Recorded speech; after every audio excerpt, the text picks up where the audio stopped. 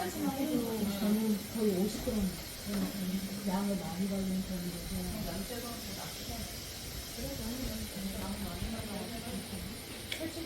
근데 선생님들하고 다른 거랑 그냥 랩 이렇게 씌워서 오늘 파마가 너무 좋을 거예요.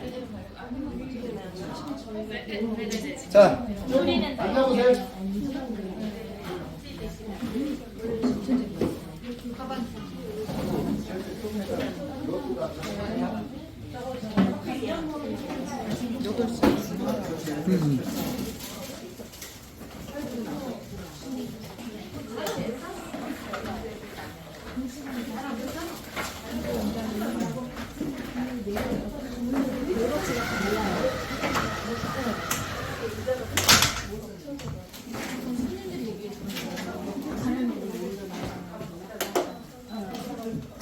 우리 집에 오면 나중에 약 엄청 많이 먹어요. 자, 여기 한번 보세요. 털이 나가잖아요. 자, 지금 한번 보세요. 오, 이거 뭐 시간이 1시간이면 그죠? 실제 이런 고객들 정말 많다고요. 자, 오늘 요 시술 내용 중에 혹시 질문?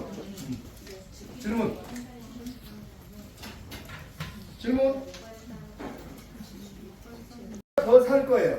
왜 그런가 하면 아무리 잘해도 여기는 살릴 수 있는 게 한계가 좀 있어요. 많이 누워나 있잖아요. 앞머리는 좀 많이 숱도 많고 이렇게 많이 떠 있었고요. 오히려 아이론으로 살려놓으면 더 살 거예요. 그러니까 더 원하면 맞아요. 아이론으로 사자 잡아주세요. 100도 미만으로. 그러니까 확실히 아이론으로 들어가면 유지력이나 이건 좀 좋긴 해요. 근데 봐야지. 자, 그러면 오늘 조금 더 정리 한번 해보죠. 그러니까 이제 우리 이용사 입장도 상당히 중요하지만 그거보다 더 중요한 건 고객 입장을 생각하면 우리가 해야 될 일들이 많이 나오는 것 같아요. 자, 다시 정리할게요. 연화 테스트 방법. 일단 제일 중요한 건 약이 작용할 수 있는 시간. 그죠? 시간으로 보고, 그 다음에 이제 냄새로 보고, 컬 풀림으로 보고, 곱슬이 교정이 되는 걸 보고, 그 다음에 밀려나오는 색을 보고, 총동을 하셔야 돼요. 그러니까, 파마 약은 꼭, 우리 머릿속에 집어넣으셔야 돼요. 약으로 큐티클이 망가지면 안 돼요. 단, 약으로 거칠어지는 큐티클을 정돈을 시켜주는 건 맞아요. 그래서 머리가 나 있는 방향이 중요해요. 그러니까 우리가 약을 잘 바르면 오히려 거칠었던 모발이 매끄러워지거든요. 그래서 큐티클을 열어주는 건 크림약, 물약. 크림약. 그 다음에 빠르게 침투할 수 있는 약은 물약, 크림약. 자, 그래서 그거는 국룰이라고 그랬어요. 크림약 2개. 그죠? 건강 하나, 손상 하나. 그리고 가는 연모일수록 손상약 쓰지 마라. 가는 연모일수록 건강물을 적게 바르라. 그리고 전처리 하지 마라 이거죠. 오히려 특히 크림 타입의 트리트먼트를 파마가 강하게 나와야 되는 부분에 트리트먼트를 많이 발라주면 오히려 그 아이가 약이 들어갈 수 있는 길을 막아버린다고요. 우리가 샴푸를 왜 했느냐고요. 약이 들어갈 수 있는 길을 열어준 거. 자, 그 다음에 이제 곱슬이 펴지는 정도. 곱슬은 약으로 펴주면 기계 작업은 드라이 롤로 해도 돼요. 자, 그렇게 이제 연화 테스트를 보세요. 그러니까 연화 오히려 약을 잘 쓰면 약이 될 수가 있는데 자칫 잘못하면 약이 독이 될 수가 있어요. 그리고 앞으로 펌을 하실 때는 펌제. 자, 펌제, 정제수, 알칼리, 항원제. 자, 이 아이들이 거의 안 들어있는 약들이 없죠. 그러면 물이 하는 역할, 알칼리가 하는 역할, 환원제가 하는 역할을 알고 우리는 여기에 더하기 잔류물질 이걸 꼭 계산해 넣으셔야 돼요. 그래서 특히 잔류물질을 보시려고 하던 첫 번째 펌제. 자, 펌제는 환원제는 남아있지 않아요. 파마 시술했던 모발에는 잔류 알칼리가 남아있죠. 그죠? 자, 여기 펌제는 잔류 알칼리가 문제예요. 자, 근데 정말 조심하셔야 될 게 펌제 중에서 잔류 환원제가 반드시 남아있는 게 있어요. 시스테인일까요? 치오일까요? 시스테아민일까요? 어이구 똑똑하셔요. 시스테아민. 자, 이 아이들이 반복 시술을 하면 어떤 현상이 나타나죠? 경화. 딱딱해진다고요. 그래서 시스테아민 펌제, 멀티펌제, 시스테아민 펌제를 반복 시술했던 모발은 반드시 경화가 생기게 돼 있어요. 그죠? 그러면 이 경화를 풀 수 있는 펌제는 치료일까요? 시스테일까요? 자, 이때는 무조건 치료.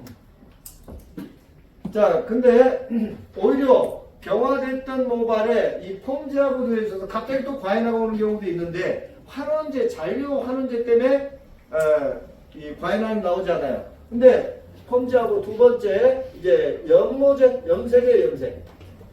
자, 염색 일제 무엇? 알칼리. 그 다음에 색소. 그 다음에 여기에 촉매제. 촉매제 가장 대표적인 경우는 철성분. 이 촉매제 반드시 어떤 염색이든지 반드시 들어가는 중금속이라고 얘기하시면 안 돼요. 색깔을 빠르게 중합을 시켜주고 두피 자극을 줄이는 반드시 배합이 되는 물질이에요. 근데 이 아이가 누적이 돼 있으면 염색자주했던 모발은 파마약을 바르면 핑크색이나 보라색으로 싹 바뀌어버리죠.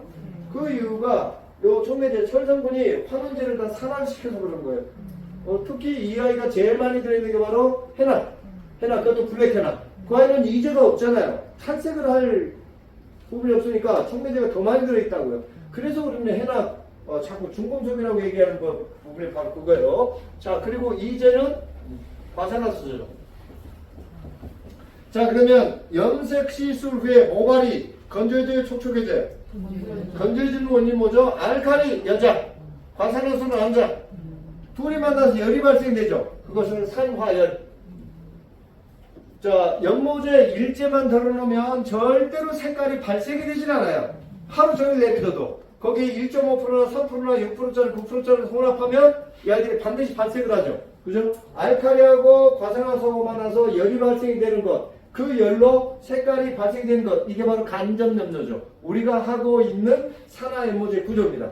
첫 번째는 발색을 하고 두 번째는 모발 전체를 부풀려서 모피질 안쪽에 있는 탈색을 하는 거, 멜라닌 색소를 탈색을 하는 거죠.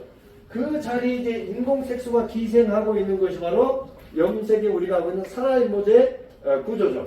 그러면 염색 후에 모발이 얇아지고 건조해지는 알칼리하고 과산화수소가 나와서 그때는 산화열이 아니에요. 그때는 산소를 발생을 시키는 거 우리가 활성산소라고 이야기합니다. 산화열, 이 아이가 염색의 구조에는 반드시 필요한 물질인데 시술 후에 어떻게 알칼리하고 과산화수소가 잔류하면서 계속 열을 발생을 시키는 것을 우리가 활성산소라고 해요. 우리 몸에서 열을 발생을 시키는 활성산소가 세포에 달라붙어서 그거 바로 암 첫 번째 원인이 되는 거잖아요. 활성산소 이야기 많이 들었잖아요. 바로 그겁니다. 그러면 염색 후에 제거해야 될 건 알칼리, 그 다음에 특히 그보다 더 중요한 건 과산화수소입니다. 그러면 폼하고 염색하고 했던 모발에 파마하고 더해진다고. 그거 무서운 일이 벌어지는 거예요. 그러니까 대부분은 요 아이하고 요게 알칼리하고 더해져서 과잉화가 발생이 되는 거예요. 과잉화가. 사실은 이 환원제 때문에 과잉화가 발생이 되는 건 지극히 그다지 많지는 않아요. 그래서 특히 파마약을 도포했을 때 모발에 과잉 반응이 나오면 대부분 환원제를 없애려고 하지 말고 알칼리를 중화시켜야 된다. 근데 우리는 이제 방법을 알았어. 오히려 연화를 더 촉진을 시키면서도, 그러니까 크림약 바르고보다 훨씬 더 pH가 낮은 그 액상약을 왜 더 제도파 생각은 안 하고 자꾸 거기다 pH 컨트롤 도포하고 그 힘으로 갈 생각만 지배지겠다라는 거예요. 파마약으로 연화를 더 보면서 잔류 알칼리까지도, 아니면 우리가 이야기하고 있는 등전전까지도 맞출 수 있어야 된단 말이에요. 그러니까 이런 것들을 전혀 생각을 지금 안 했었던 거죠. 그죠? 그래서 이제 반드시 만약에 막 과잉화가 발생이 되면 거기에 액상치오 있죠? 치오 반, PPT 반 혼합해서 그 아이를 도포해보세요. 그 과잉화가 발생이 되는 부분에. 그러면 오히려 그 아이가 침투가 되면서 모발이 순간적으로 이렇게 안정을 찾으면서 안에 잔류물질을 다 걔가 스스로 밀어내버리거든요. 그걸 다 걷어내버리면 게임 끝. 그래서 제가 손상모발, 저는 대부분 거의 원터치로 다 들어가잖아요. 원터치로 들어갈 때 저는 모발이 남겨주는 수분량, 그리고 전처리를 잘 안 해요. 왜? 파마는 약으로 하는 거지. 그리고 요즘에 끝에 모발들이 이렇게 돼 있던 모발이 지금 다 딱딱하게 경화가 돼 있어요. 그 염색약 안에 요즘 시스테인을 집어넣거든요. 시스테아민을. 근데 염색약 안에 시스테아민, HCL이 들어있으면 이건 절대로 허가가 안 나요. 그럼 파마약에 비하면 이건 환원제죠. 그런데 시스테아민, 이 아이는 얼마든지 배합이 가능합니다. 그 염색방에서 염색을 하면 모발이 단단해진다고 하잖아요. 이 아이가 들어있는 거예요. 그 염색약하고 모발하고 그냥 다시 경화를 시켜버리는 것. 이래놓고 모발이 통통해졌다고 힘 생겼다고 얘기하는 겁니다. 거기다가 파마약이 돼 있으니까 경화하는 과정에서 이 잔류물질들하고 모발하고 다 그래서 파마약을 발라보면 한 방에 폭발해버립니다. 그러면 그 이제 염색방 갖고 이래 버리고. 그래서 펌제를 도포할 때 우리가 특히 파마를 했던지 그다음에 염색을 했던 모발이면 잔류물질까지 우리는 반드시 계산해야 될 줄 알아야 됩니다. 그런 모발일수록 1차 도포할 때 약을 많이 바르시면 안 돼요. 반대로 적게 발라서 내가 생각했던 훨씬 더 적게 발라서 큐티클 열어주고 그 다음에 재도포할 때 이 약을 계속 조절하면서 순한 약으로 그러니까 크림 약은 방향을 잡고 큐티클 정돈시켜주고 두 번째 제도 관리약이 들어갈 수 있는 그 공간을 열어주는 게 크림약이라고 보시면 돼요. 모든 파마는 이렇게 들어가요. 앞으로. 이걸 뭐라고요? 국가에서 지정한 이렇게 생각을 하시면 돼요. 됐죠? 그러니까 여기 아마 이제 재교육 들으시는 분들은요, 뭐 푹푹 들어올 거예요. 제가 말하는 몇 마디가.